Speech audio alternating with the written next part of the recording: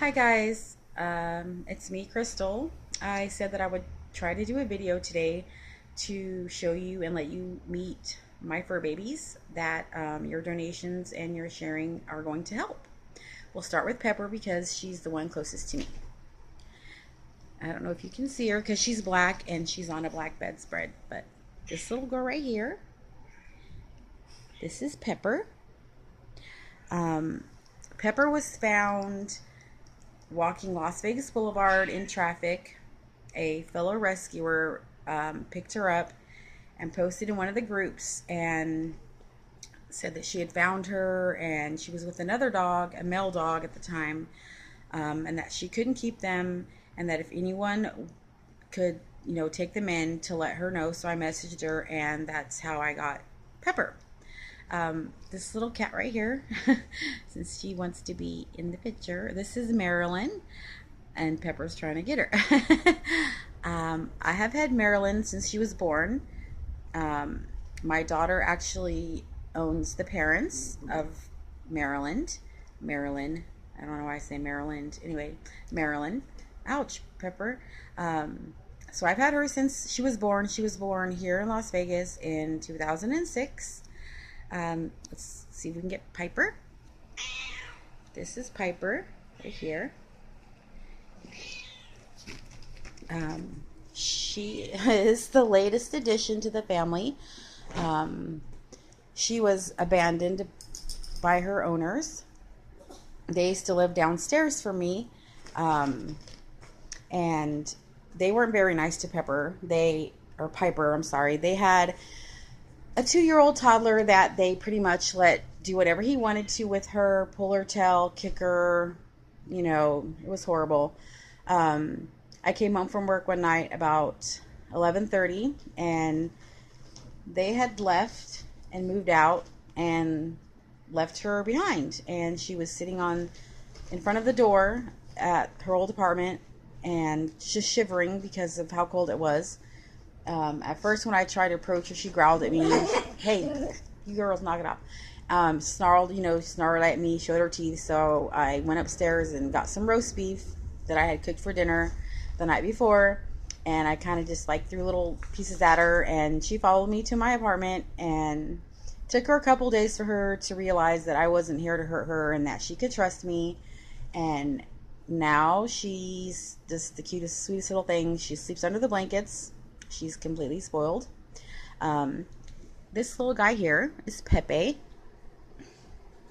Pepper, quit being a camera hog. Okay, this is Pepe. Pepe, right here.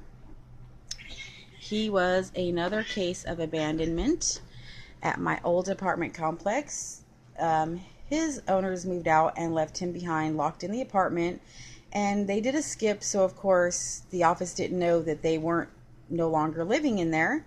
And it was about almost 2 weeks, once that they realized that the people had left, they went in and found him hiding in a cupboard, completely skin and bones, because they had left him no food or water. I'm assuming that he was drinking from the toilet or something to get a water source, because there was no bowls of anything laying around. It took me a couple months to get him his weight up, but now, as you can see, I don't know if my camera's on him, but yeah, he's fat and sassy like his mama. Let me see if I can find Felony. Oh, there's Felony. Phil, come here, Phil. This is Felony. Oh, there's Marilyn again. I'm not okay, now you guys can see him.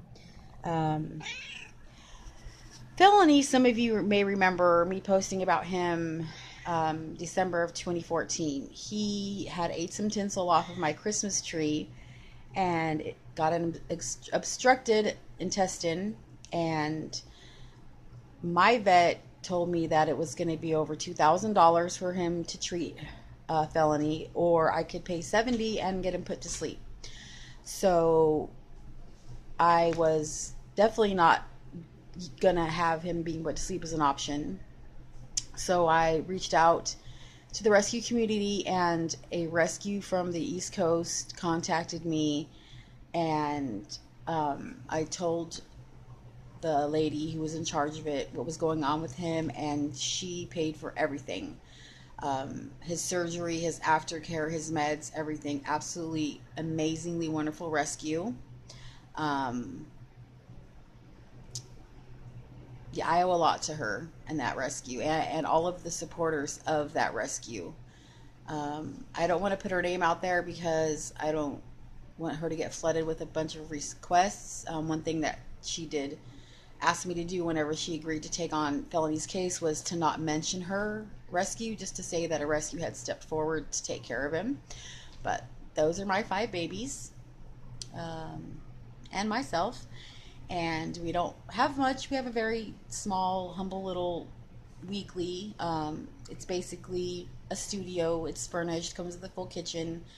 Um, at the time, it was affordable because I was working part-time seasonal at Macy's, but that ended the day after Christmas, which left me in quite a predicament because I don't start my new job until next week, and it'll probably be a week after that before I get paid. So I have about a month that I have no income coming in, and um, that's why I started this fundraiser, because I don't have anywhere to go, and I've exhausted all my options. I tried to get into the shelter that accepts animals here in Vegas, and um, they're giving me a hard time about getting in.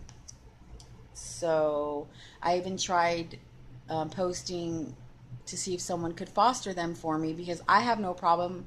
If I have to sleep in the park, I'll do it, but my animals shouldn't have to be there with me. So I posted looking for fosters for them, for 2 or 3 months for me to get on my feet, and nobody could help me. So at this point, the fundraiser is basically my last chance at being able to stay with my babies, because if I can't raise enough funds, I don't know what I'm going to do. I'm definitely not taking them to a shelter. If we all have to be living in a box somewhere, then we're all going to be living in a box somewhere. I'm not going to leave them behind. I'm definitely not taking them to a shelter so that they can be put to sleep. That's never going to happen. So anyway, I just wanted you to meet them and to know a little bit about their histories. And I thank everyone who has donated up to this point, and to those of you that have shared. Please keep sharing, because without the shares, I won't get the donations that I need. So once again, thank you everyone who has helped in some way, either by donating or sharing, or both. And hopefully we can get enough to keep a roof over our head, at least till my checks start coming in, and then I'll be able to be self-sufficient again. Thanks for listening and watching, and God bless you.